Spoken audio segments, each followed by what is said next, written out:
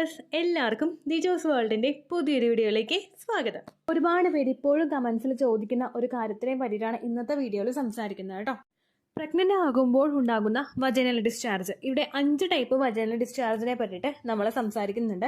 ഇതിലേതെങ്കിലും vaginal discharge ആയിരിക്കും നിങ്ങൾക്ക് പ്രഗ്നൻ്റ് ആകുന്ന സമയത്ത് ഉണ്ടാകുന്നത്. പക്ഷേ എപ്പോഴും നിങ്ങളൊരു കാര്യം ശ്രദ്ധിക്കണം, യാതൊരു തരത്തിലുള്ള ഡിസ്ചാർജും ഇല്ലാതെ ഫുൾ ഡ്രൈ ആയിട്ടിരുന്നിട്ടും പ്രഗ്നൻസി പോസിറ്റീവ് ആകുന്ന ആളുകളുണ്ട്.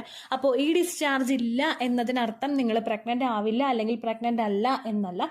ഈ ഡിസ്ചാർജ് ഉണ്ടെങ്കിലും അതിനർത്ഥം നിങ്ങൾക്ക് പ്രഗ്നൻസി പോസിറ്റീവ് ആണെന്നല്ല. കാരണം മറ്റേതെങ്കിലും തരത്തിലുള്ള ഹോർമോൺ ചേഞ്ചസ് ശരീരത്തിലുണ്ടെങ്കിലും ഇങ്ങനെയുള്ള ഡിസ്ചാർജ് നിങ്ങൾക്ക് ഉണ്ടാകും. പക്ഷെ അത് വേർതിരിച്ചറിയുന്ന ഒരു മെത്തേഡും ഉണ്ട്. അതിനെപ്പറ്റി ഞാൻ വീഡിയോയുടെ ഇടയ്ക്ക് പറയുന്നുണ്ട് കേട്ടോ. അപ്പോൾ അതെന്താണെന്ന് നമുക്ക് നോക്കാം. വീഡിയോ നമുക്ക് സ്റ്റാർട്ട് ചെയ്യാം.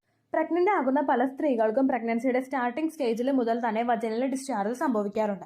ഏകദേശം ഇംപ്ലാന്റേഷൻ സക്സസ്ഫുൾ ആകുന്ന സമയം മുതൽക്ക് തന്നെ ഈ ഡിസ്ചാർജ് തുടങ്ങുന്ന ഒരുപാട് പേരുണ്ട്. പ്രഗ്നൻസി സക്സസ്ഫുൾ ആകുമ്പോഴേക്കും ഓൾ ഓവർ ദ ബോഡി നമുക്ക് ബ്ലഡ് സർക്കുലേഷൻ വർദ്ധിക്കാറുണ്ട്, അതായത് രക്തയോട്ടം വർദ്ധിക്കാറുണ്ട്. ഈ സർക്കുലേഷൻ സർവിക്സിന്റെ ഭാഗത്തോട്ട് കൂടുതലായിട്ട് ഉണ്ടാകുന്നതും പ്രഗ്നൻ്റ് ആകുന്ന സമയത്ത് ഈസ്ട്രോജൻ, പ്രൊജസ്ട്രോൺ എന്നീ ഹോർമോൺസിന്റെ ഇൻക്രീസും ഒക്കെ കൊണ്ടാണ് പലർക്കും വജൈനൽ ഡിസ്ചാർജ് വളരെ കൂടുതലായിട്ട് കാണുന്നത്. എന്നാൽ ഇതിനർത്ഥം ഡിസ്ചാർജ് ഒന്നും ഇല്ലാത്ത ആളുകൾക്ക് ബ്ലഡ് സർക്കുലേഷൻ സർവിക്സിലോട്ട് ഇല്ല എന്നോ ഈസ്ട്രോജന്റെ, പ്രൊജസ്ട്രോണിന്റെ ഇൻക്രീസ് ശരീരത്തിൽ ഇല്ല എന്നോ അല്ല. ഓരോരുത്തരുടെയും ശരീര പ്രകൃതി ഡിഫറെന്റ് ആയതുകൊണ്ട് പലതരത്തിലുള്ള പ്രഗ്നൻസി ലക്ഷണങ്ങളായിരിക്കും പലർക്കും ഫീൽ ചെയ്യുന്നുണ്ടോ. അപ്പൊ ഇതുകൊണ്ട് ഏറ്റവും ആദ്യം ഉണ്ടാകുന്ന ഒരു വജൈനൽ ഡിസ്ചാർജ് എന്ന് പറയുന്നത് ചിലപ്പോൾ ബ്രൗൺ കളറിൽ ഉണ്ടാകുന്ന ഡിസ്ചാർജ് ആയിരിക്കും. ഇംപ്ലാന്റേഷൻ നടക്കുന്ന സമയത്ത് നമുക്ക് ചെറുതായിട്ട് ബ്രൗൺ കളറിലുള്ള ഡിസ്ചാർജ് ഉണ്ടാവാനായിട്ട് ചാൻസ് ഉണ്ട്. പീരിയഡ്സ് സ്റ്റാർട്ട് ചെയ്യുന്നതിന് ഒരു ദിവസമോ അല്ലെങ്കിൽ മണിക്കൂറുകൾക്കോ മുമ്പോ നമുക്ക് ഉണ്ടാകുന്ന ബ്രൗൺ ഡിസ്ചാർജ് പോലെയുള്ളതായിരിക്കും ഈ ഒരു ഡിസ്ചാർജ് എന്ന് പറയുന്നത്. ഇംപ്ലാന്റേഷൻ നടക്കുന്ന സമയത്ത് നമുക്ക് ചെറുതായിട്ട് ആ ഒരു എംബ്രിയോ അവിടെ അറ്റാച്ച് ആകുന്നതുകൊണ്ട് കുറച്ച് ടിഷ്യൂസ് ഒക്കെ ഒന്ന് അവിടെ നിന്ന് റിമൂവ് ആയിട്ടാണ് എംബ്രിയോ അറ്റാച്ച് ആകുന്നത്. അതുപോലെ തന്നെ നിങ്ങൾക്ക് ഏതെങ്കിലും തരത്തിലുള്ള ലെഫ്റ്റ് ഓവർ ആയിട്ടുള്ള ബ്ലഡ് അവിടെ ശരീരത്തിൽ അവശേഷിക്കുന്നുണ്ടെങ്കിലോ ആ ലെഫ്റ്റ് ഓവർ ബ്ലഡും നിങ്ങൾക്ക് ഇതിന്റെ കൂടെ പുറത്തേക്ക് പോകാനായിട്ട് ചാൻസ് ഉണ്ട്. ഈ ബ്രൗൺ കളറുള്ള ഡിസ്ചാർജ് നിങ്ങൾക്ക് ഉണ്ടാകുന്നുണ്ടെങ്കിൽ അതൊരിക്കലും ഹെവി ആയിട്ടുള്ള ഡിസ്ചാർജ് ആയിരിക്കില്ല. അതായത് ഈ ഡിസ്ചാർജ് തുടങ്ങിയിട്ട് കുറച്ച് ദിവസത്തിന് ശേഷമോ കുറച്ച് മണിക്കൂറുകൾക്ക് ശേഷമോ നിങ്ങൾക്ക് ശക്തമായിട്ടുള്ള ബ്ലീഡിങ് തുടങ്ങില്ല, അതായത് പീരിയഡ്സ് ഉണ്ടാവില്ല. അതാണ് കേട്ടോ ഉദ്ദേശിച്ചത്. അങ്ങനെ ലൈറ്റ് ആയിട്ടുള്ള സ്പോട്ടിങ്ങോ ഡിസ്ചാർജോ മാത്രമാണ് നിങ്ങൾക്ക് കാണുന്നതെങ്കിൽ നിങ്ങൾ ഒരു 3 ദിവസമെങ്കിലും വെയിറ്റ് ചെയ്തതിന് ശേഷം രാവിലെ ആദ്യത്തെ യൂറിൻ എടുത്തിട്ട് പ്രഗ്നൻസി ടെസ്റ്റ് ചെയ്ത് നോക്കുക കേട്ടോ. രണ്ടാമത്തേതെന്ന് പറയുന്നത് ഇംപ്ലാന്റേഷൻ ബ്ലീഡിംഗ് ആണ്. ഈ ബ്ലീഡിംഗ് നമുക്ക് ഉണ്ടാകുന്നത് പിങ്ക് കളറിലെയോ ലൈറ്റ് റെഡിന്റെ പോലത്തെയുള്ള ഡിസ്ചാർജ് ആയിരിക്കും. ഒരിക്കലും ഇതിൽ നിങ്ങൾക്ക് ക്ലോട്ട്സ് കാണാനായിട്ട് സാധിക്കില്ല. സാധാരണ നമുക്ക് ബ്ലീഡിംഗ് ഉണ്ടാകുന്ന സമയത്ത് ക്ലോട്ട് ഉണ്ടാവാറുണ്ട്, അതായത് കുഞ്ഞു കുഞ്ഞു രക്തക്കട്ടകൾ നമുക്ക് കാണാനായിട്ട് സാധിക്കും. ഇംപ്ലാന്റേഷൻ ബ്ലീഡിംഗിൽ നമുക്ക് ക്ലോട്ട്സ് ഉണ്ടാവില്ല. അതുപോലെ ചിലപ്പോൾ 1.5 ദിവസമോ അല്ലെങ്കിൽ 2 ദിവസമോ ഒക്കെ ആയിരിക്കും മാക്സിമം നിങ്ങൾക്ക് ബ്ലീഡിംഗ് ഉണ്ടാവുന്നത്. അതും വളരെ കുറച്ചായിരിക്കും. ചിലപ്പോൾ ഈ 2 ദിവസത്തെയും ബ്ലീഡിംഗ് നമ്മൾ കൂട്ടി യോജിപ്പിച്ച് വെച്ച് കഴിഞ്ഞാലും ഒരു പാഡ് ക്ലീൻ ഒരു പാഡ് നനയുന്ന അത്രയും ഉണ്ടാവില്ല കേട്ടോ.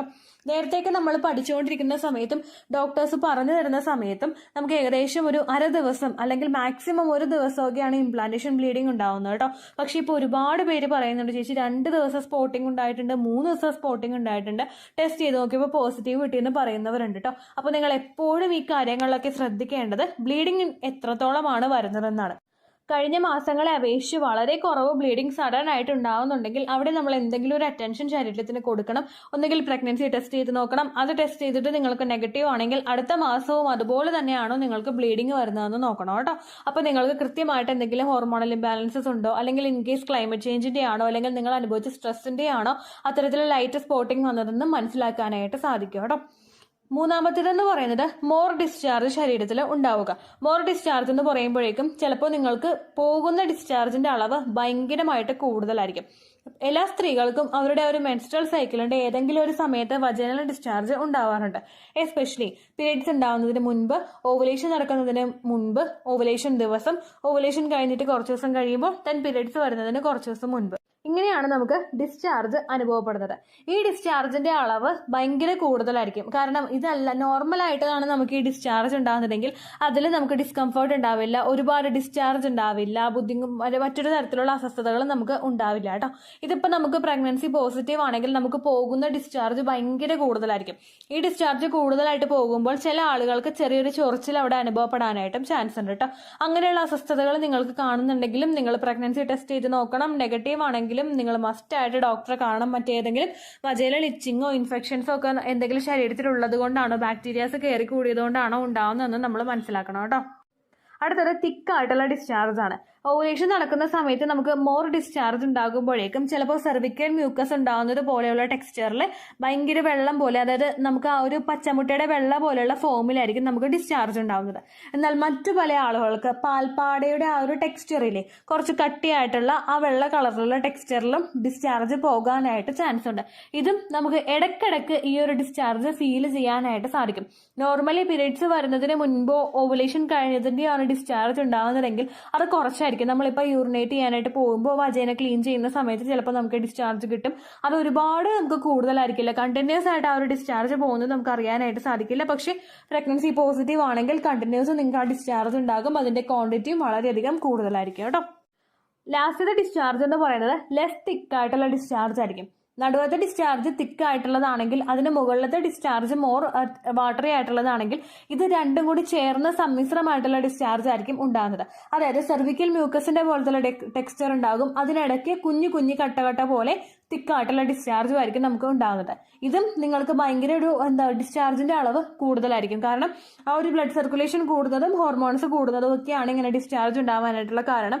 ഈ ഡിസ്ചാർജ് ഉണ്ടാകുന്ന സമയത്ത് നിങ്ങൾ ശ്രദ്ധിക്കണം, മറ്റുള്ള കളർ ചേഞ്ചോ അല്ലെങ്കിൽ ചൊറിച്ചിലോ ബേണിംഗ് സെൻസേഷനോ അതായത് പുകച്ചിലോ നിങ്ങൾക്ക് കൂടുതലായിട്ട് ഇല്ല എന്നുള്ള കാര്യവും കൂടി മസ്റ്റായിട്ട് ഉറപ്പുവരുത്തണം കേട്ടോ.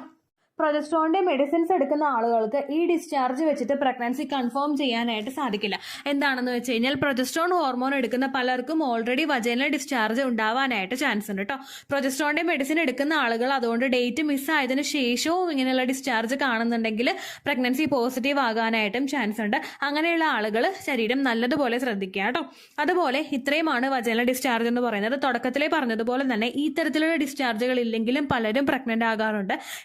പറയുകയാണെങ്കിൽ ചിലപ്പോൾ ഫസ്റ്റ് ട്രൈമസ്റ്ററിൽ യാതൊരു തരത്തിലുള്ള പ്രഗ്നൻസി ലക്ഷണങ്ങൾ ഇല്ലെങ്കിലും പ്രഗ്നന്റ് ആകുന്ന ഒരുപാട് പേരുണ്ട്. അതുകൊണ്ട് ലക്ഷണങ്ങൾ ഇല്ല എന്ന് വിചാരിച്ചിട്ട് നിങ്ങൾ ടെൻഷൻ ആകാതിരിക്കുക കേട്ടോ. അതുപോലെ ധാരാളം വെള്ളം കുടിക്കാനായിട്ട് ശ്രദ്ധിക്കുക. ഡിസ്ചാർജ് കൂടുതലായിട്ട് വരുന്നുണ്ടെങ്കിൽ നിങ്ങൾ ഇടയ്ക്കിടയ്ക്ക് അണ്ടർ ഗാർമെന്റ്സ് ചേഞ്ച് ചെയ്യാനായിട്ട് ശ്രദ്ധിക്കുക. ഒരു ദിവസം 2 തവണയോ 3 തവണയോ ആ പാൻറ്റീസ് നിങ്ങൾ ചേഞ്ച് ചെയ്യുന്നത് മറ്റുള്ള ഇച്ചിങ്ങോ അല്ലെങ്കിൽ ഇൻഫെക്ഷനോ നിങ്ങൾക്ക് ഉണ്ടാവുന്നത് പ്രിവെന്റ് ചെയ്യാൻ വേണ്ടിയിട്ട് സഹായിക്കും കേട്ടോ. നിങ്ങൾക്ക് ഉപയോഗിക്കണമെങ്കിൽ പാൻറ്റി ലൈനർ ഉപയോഗിക്കാം. അതുപോലെ തന്നെ ഒരു ഇന്റിമേറ്റ് ഹൈജീൻ പ്രൊഡക്ട്സും നിങ്ങൾക്ക് യൂസ് ചെയ്യാം, കുഴപ്പമില്ല. പക്ഷെ ഒരുപാട് ഓവറായിട്ട് നിങ്ങൾ യൂസ് ചെയ്യാൻ പാടില്ല. സാധാ വെള്ളം ഒഴിച്ച് നിങ്ങൾ ക്ലീൻ ചെയ്യുന്നതാണെങ്കിലും അത് നല്ലതായിരിക്കും കേട്ടോ. ഇത്രയേ ഉള്ളൂ വീഡിയോ. യൂസ്ഫുൾ ആയി കാണുമെന്ന് വിശ്വസിക്കുന്നു. യൂസ്ഫുൾ ആവുന്നുണ്ടെങ്കിൽ ലൈക്ക് ചെയ്യുക, ഫ്രണ്ട്സിനൊക്കെ ഷെയർ ചെയ്ത് കൊടുക്കുക കേട്ടോ. എന്തെങ്കിലും സംശയം ഉണ്ടെങ്കിൽ നിങ്ങൾ കമൻസിൽ ചോദിക്കുക. പണ്ടത്തെ വീഡിയോയ്ക്ക് കമൻസ് ഇടുന്നവർക്ക് റിപ്ലൈ ലഭിക്കുന്നില്ലെങ്കിൽ ലേറ്റസ്റ്റ് ആയിട്ട് ഞാൻ ഏത് വീഡിയോ ആണ് അപ്ലോഡ് ചെയ്യുന്നത് അതിന് താഴെ കമൻറ്റ് ഒന്ന് കോപ്പി പേസ്റ്റ് ചെയ്യാനായിട്ട് ശ്രദ്ധിക്കുക കേട്ടോ. അതുപോലെ ഓവുലേഷൻ ഡേറ്റ് കാൽക്കുലേറ്റ് ചെയ്ത് തരാനായിട്ട് റിക്വസ്റ്റ് ചെയ്യുന്ന ആളുകൾ എത്രയാണോ സൈക്കിൾ ലെങ്ത് അത് മെൻഷൻ ചെയ്യാനായിട്ട് ശ്രദ്ധിക്കുക. സൈക്കിൾ ലെങ്ത് എന്നതുകൊണ്ട് ഉദ്ദേശിച്ചത് ഓരോ മാസവും എത്ര ദിവസം കൂടുമ്പോഴാണോ ബ്ലീഡിങ് വരുന്നത് അതാണ് സൈക്കിൾ ലെങ്ത്. കഴിഞ്ഞ മാസം ഒരു 8-ാം തീയതിയാണ് ബ്ലീഡിങ് ആയതെങ്കിൽ ഈ മാസം 6-ാം തീയതിയാണ് ബ്ലീഡിങ് ആയതെങ്കിൽ കഴിഞ്ഞ മാസം 8-ാം തീയതി മുതൽ ഈ മാസം 6-ാം തീയതി വരെ എത്ര ദിവസമുണ്ടോ അത് കാലണ്ടറിൽ എണ്ണി തിട്ടപ്പെടുന്നതാണ് നിങ്ങളുടെ സൈക്കിൾ ലെങ്ത്. സൈക്കിൾ ലെങ്ത് നമ്മൾ കൃത്യമായിട്ട് കാൽക്കുലേറ്റ് ചെയ്യുകയാണെങ്കിൽ ഓവുലേഷൻ ഡേറ്റ് എളുപ്പത്തിൽ കണ്ടുപിടിക്കാൻ വേണ്ടിയിട്ട് ഒരുപാട് ആപ്ലിക്കേഷൻസും ഒരുപാട് ഓൺലൈൻ ആയിട്ടുള്ള വെബ്സൈറ്റുകളും ഇന്ന് നമുക്ക് അവൈലബിൾ ആണ്. പ്ലേ സ്റ്റോറിൽ പോയിട്ട് ഓൺലൈൻ ഓവുലേഷൻ ട്രാക്കർ എന്ന് ടൈപ്പ് ചെയ്ത് കഴിഞ്ഞാൽ നിങ്ങൾക്ക് അതുമായിട്ട് ബന്ധപ്പെട്ടിട്ടുള്ള ആപ്ലിക്കേഷൻസ് കിട്ടും. അത് പറ്റുന്നില്ല എങ്കിൽ ഗൂഗിളിൽ പോയിട്ട് ഓൺലൈൻ ഓവുലേഷൻ കാൽക്കുലേറ്റർ എന്ന് ടൈപ്പ് ചെയ്ത് കഴിഞ്ഞാൽ അതുമായിട്ട് ബന്ധപ്പെട്ടിട്ടുള്ള വെബ്സൈറ്റുകൾ നിങ്ങൾക്ക് കിട്ടും.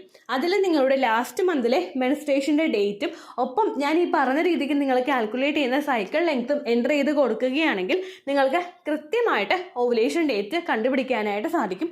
ഫെർട്ടൈൽ ടൈം പീരീഡും നിങ്ങൾക്ക് കിട്ടും. അതായത് എത്ര ദിവസം മുതൽ കോൺടാക്ട് ചെയ്ത് തുടങ്ങിക്കഴിഞ്ഞാൽ നിങ്ങൾ പ്രഗ്നൻ്റ് ആകും എന്നുള്ളൊരു ഡേറ്റും നിങ്ങൾക്ക് പ്രോപ്പറായിട്ട് കിട്ടും കേട്ടോ. ഇത് കാൽക്കുലേറ്റ് ചെയ്യുന്ന സമയത്ത് സൈക്കിൾ ലെങ്ത് കാൽക്കുലേറ്റ് ചെയ്യുന്ന സമയത്ത് നിങ്ങളുടെ ആ ഒരു കലണ്ടറിൽ നോക്കി തന്നെ നിങ്ങൾ കാൽക്കുലേറ്റ് ചെയ്യുക. പല മാസങ്ങളിലും 30-31 ദിവസമുണ്ട്, അതുകൊണ്ടാണ് അങ്ങനെ പറഞ്ഞത്. ഒപ്പം നിങ്ങൾക്ക് ബ്ലീഡിങ് തുടങ്ങിയ ദിവസത്തിന് വേണം നിങ്ങൾ ഡേ 1 ആയിട്ട് എടുക്കാൻ വേണ്ടിയിട്ട്. സ്പോട്ടിങ് തുടങ്ങിയ ദിവസത്തിനെ അതായത് ചെറുതായിട്ട് ഡിസ്ചാർജ് പോയി തുടങ്ങിയ ദിവസത്തിനെ നിങ്ങൾ കൺസിഡർ ചെയ്യേണ്ട ആവശ്യം ഇല്ല കേട്ടോ. അപ്പോൾ ഇത്രയേ ഉള്ളൂ വീഡിയോ. അടുത്തൊരു വീഡിയോ ആയിട്ട് നമുക്ക് വീണ്ടും കാണാം. ബൈ.